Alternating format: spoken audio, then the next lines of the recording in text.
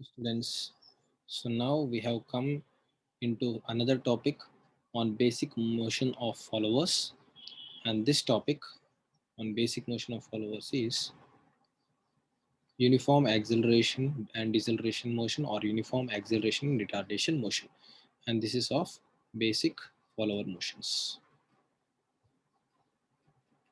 So this motion is not of cams but of followers. Okay, so now if you see, if you are being following, if you have been following my previous videos, you will be able to relate this class very well. So how will you have the motion? See, this is your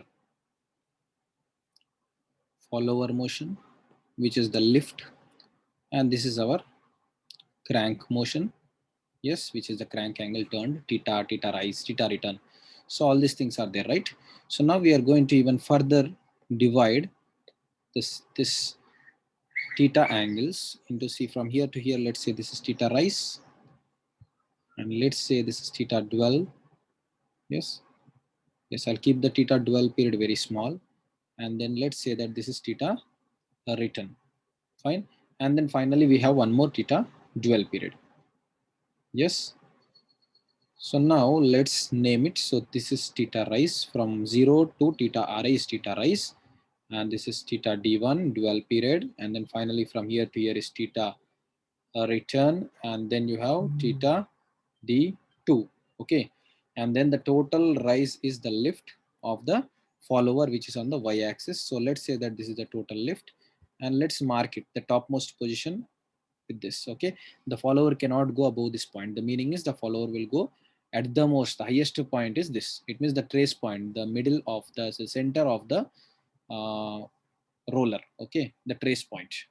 So now what is our motion? Our motion is uniform acceleration and retardation, right?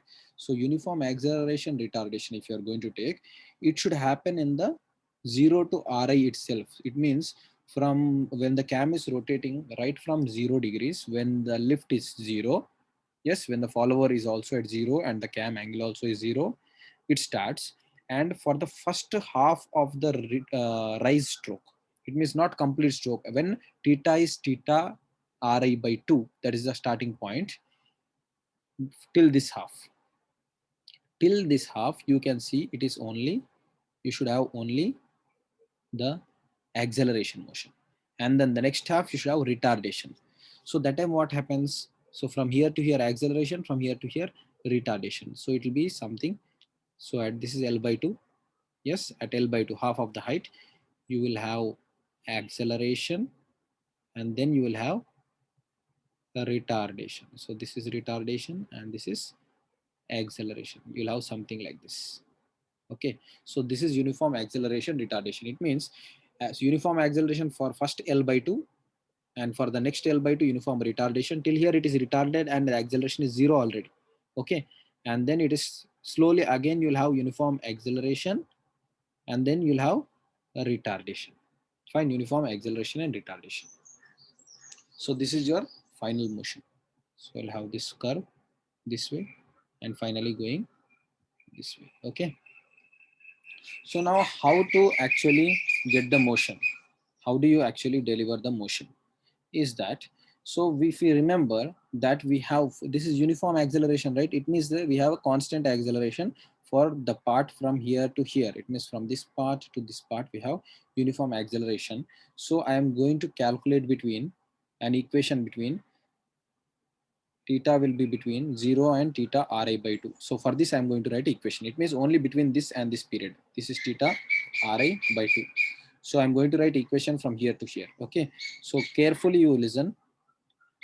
So S is the displacement. S is equal to ut plus half at square. This equation I think most of you know from the physics. You have learned in your elementary, in your schooling, right? So here S is representing your y value. S is representing y, which is lift on the y axis. Yes, this is distance traveled. And initial velocity is 0. Fine, initial velocity is 0, final velocity is 0.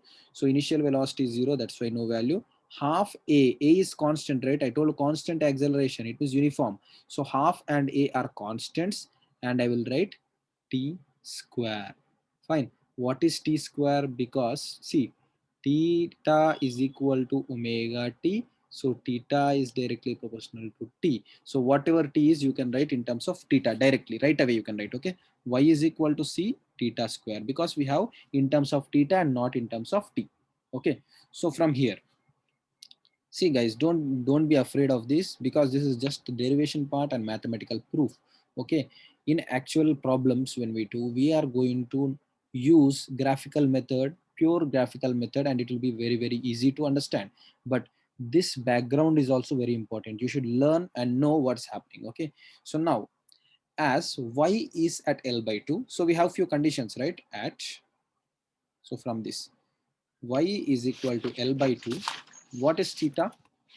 Theta is at theta Ri by 2, right? So theta is equal to theta Ri by 2. Substitute these both values in this equation. What are you going to get is L by 2 is equal to C multiplied by theta Ri by 2 whole squared. So finally you will get the C value. What is the C value? So C value is equal to 2L by 2L by theta Ri square. So this is the C value. Now substitute the C value in equation. Which equation should I give a number to the equation? Yes, let's give a number. Okay, this is equation 1. Fine. Substitute in equation 1. Substitute in 1. So you are going to get y is equal to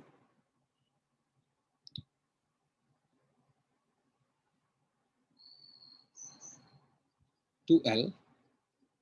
I'm right away writing the equation. Theta by theta Ri whole squared, right? Is this the equation? Yes. And this is between, condition is theta Ri by 2. Fine. So this we are going to put it in a box. Put it in a box. Yes. And the condition and the condition and the condition also needs to be divided, right? So that is the condition on the left hand side. Fine. And on the sorry, left right hand side is the condition and left hand side the equation.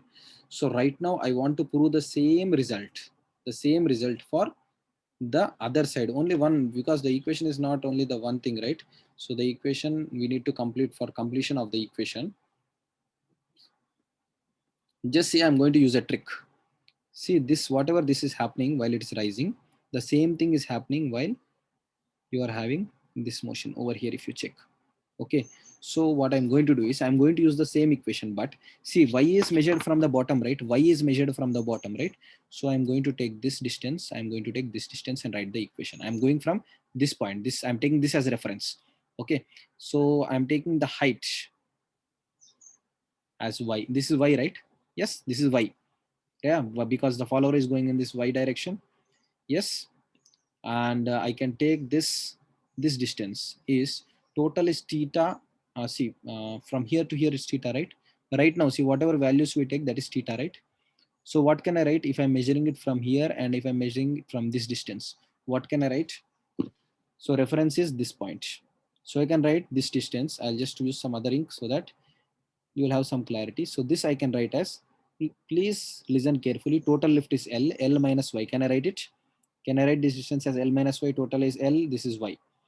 We want to use the same equation. That's why I'm using the reference as, this is the main equation reference, but the motion following is from here, right? So I'm using this way. And what is this horizontal one? So total is theta Ri, right? So I can write theta Ri minus theta. Yes, theta Ri minus theta. Can I write that? Yes. So now instead of y, substitute L minus y in this equation 1. From equation 1. Again, I'm using only equation 1. You can check it.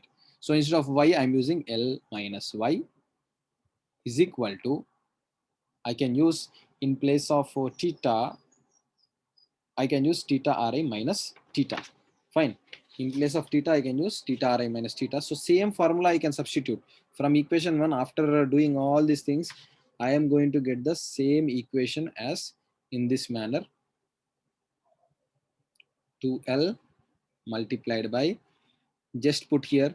See here, if you put also the same thing, because what is it? Theta Ri minus theta by theta Ri whole square.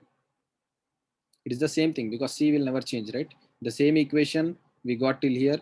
From here we are coming to this point.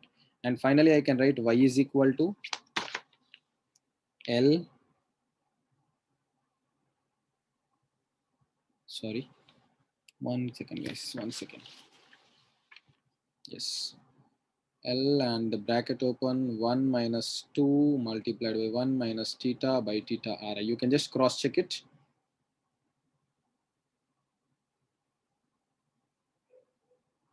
You can just cross check it.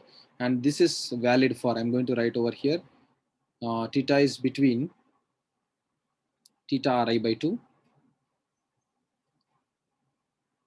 is less than or equal to theta is less than or equal to theta Ri. So from here to here, this equation is valid. From starting position to this position, the first equation is valid. So here we got two equations of y. Okay, so this is what our uniform acceleration retardation motion is about.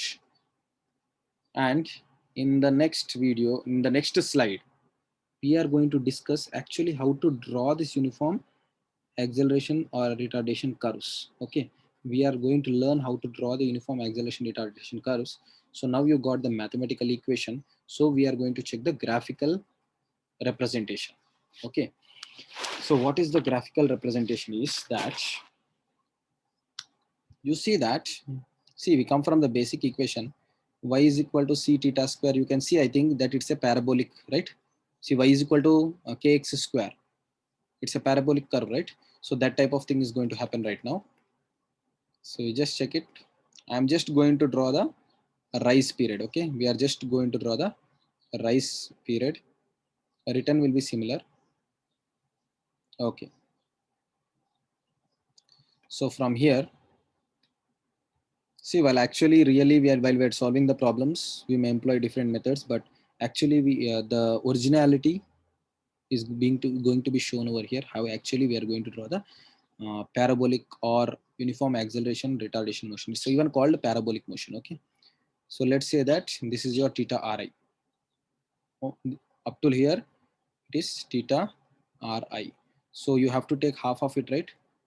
So mark half of the portion of theta Ri. Let's say that this is the half of the portion of theta Ri. Yes. So it is theta Ri by 2. Theta Ri by 2.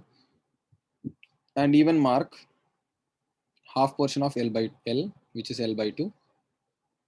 So this is L by 2 up to here. Total is L. Total is L, let's say. Okay. And let's draw a dotted line. Let's just mark it properly with a horizontal line. Okay, this might be useful later on. So now initially we know that from here to here we need uniform acceleration, right? So divide it into equal number of parts. So divide it into equal number of parts. This is 0 part, and you have 1, 2 and 3. Just 1, 2, 3. Yes, 1, 2, 3 parts. Now how is the variation happening? How is the variation happening between y and theta? So y and theta are varying in this manner. Remaining are constants, right? So y is equal to c theta square. Yes. So it is like if you divide this as 0, 1, 2, 3. So 1, 2, 3. So on the y-axis, if theta equal to 1, y equal to 1. If theta equal to 2, y equal to 4. If theta equal to 3, y equal to 9. Yes, it is varying in that manner. So that's what I'm going to show here. How do I divide this into now? 9. I need a 9 part, right? On the L by 2.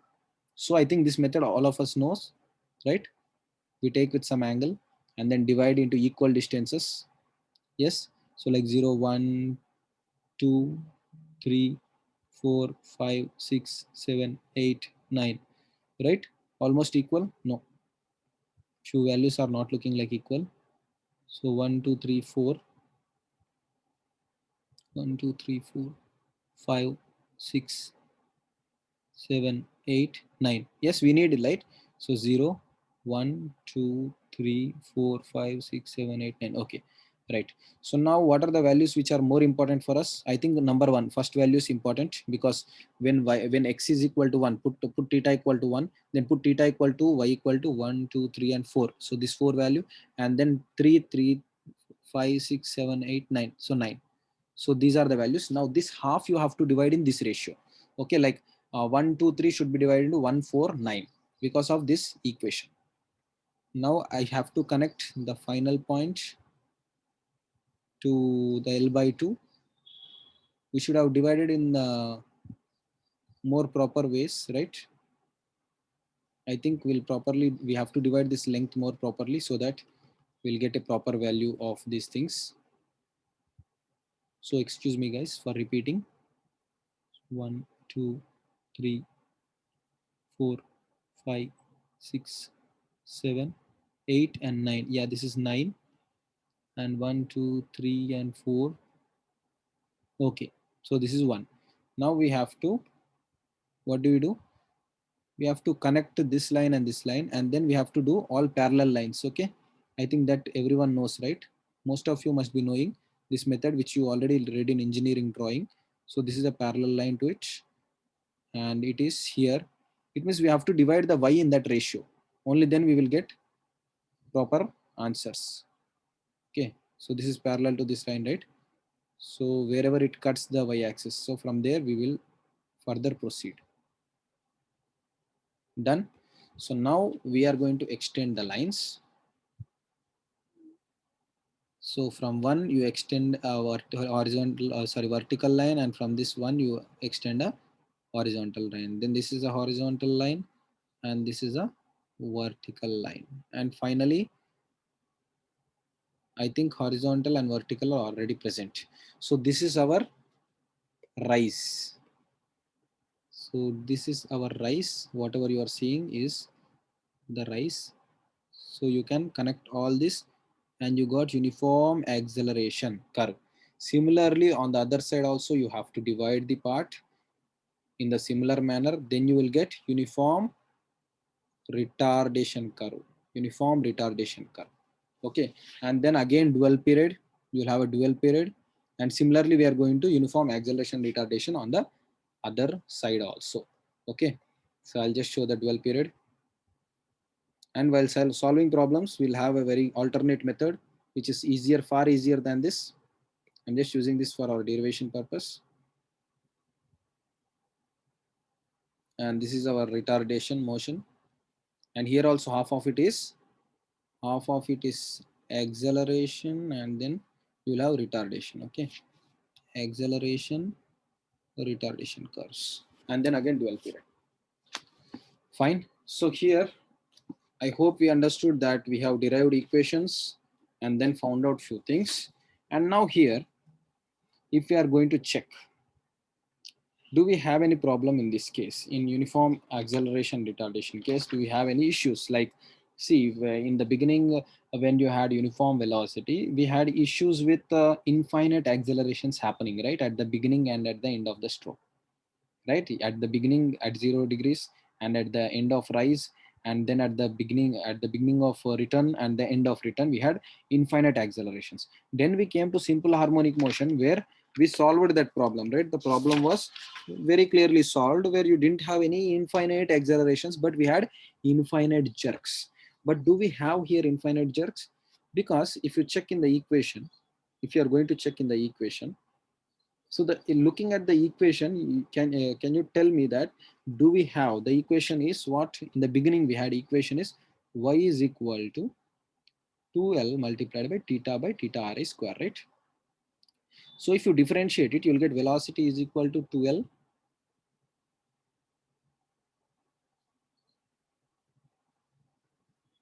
it is 2 multiplied by, okay, this is theta RA squared and 2 theta, right? So this is what you're going to get. Yes, and then if you have the acceleration, still you are going to get an acceleration value. So is there a uniform, is there any type of acceleration which is happening to infinite? No, right? Because there is no infinite acceleration in this case. Okay, but you have infinite jerk. And the problem is, see, whenever acceleration is changing its sign from plus to minus. So over here, if you check, if you are going to check over here, clearly you can see at this point, the jerk will be maximum and it will be negative jerk, because acceleration is changing from positive to negative at an instant. Okay, so the jerk over this point will be maximum negative. Okay, and then at this point,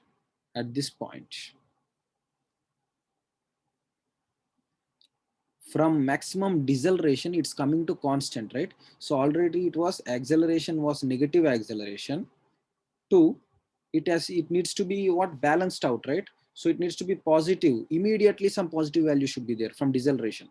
So what is happening is you have jerk which is positive infinite.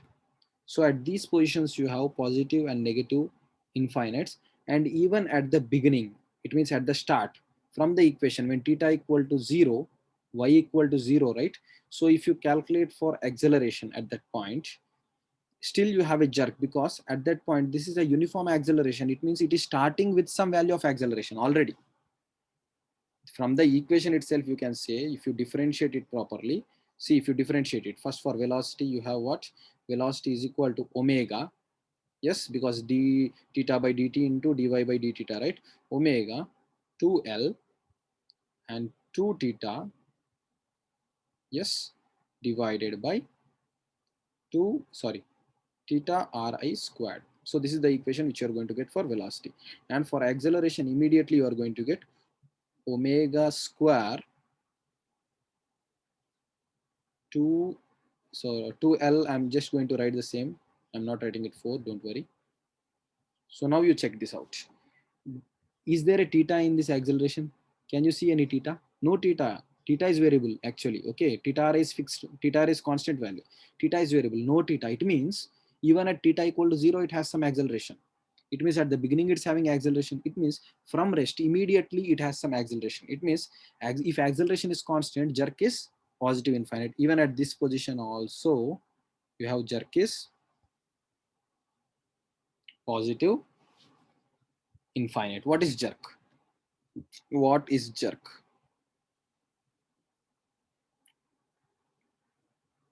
So jerk is something like, see, whenever we suddenly accelerate or suddenly decelerate, sudden decelerating means while you are pushing the brakes, what's happening? You face some inertia force, right?